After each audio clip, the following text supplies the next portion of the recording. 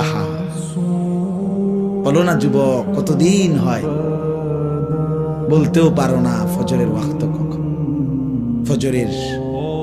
ফজরের সূর্য কেমন, ফজরের হাসি কেমন, ফজরের বরকত কেমন। আল্লাহ তাআলা বলেন কুরআন আল ফজর আই সালাত আল ফজর। বাকি ফজরের নামাজকে কোরআন বলা হয়, মানে ফজরের নামাজ এটার নামাজও, আর এটার নামাজটাই কোরআন।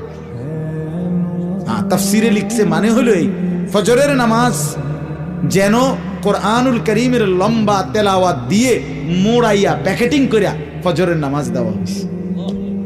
ফজরের নামাজ যেন কোরআন মোড়ানো, কোরআন দ্বারা প্যাকেটিং করা।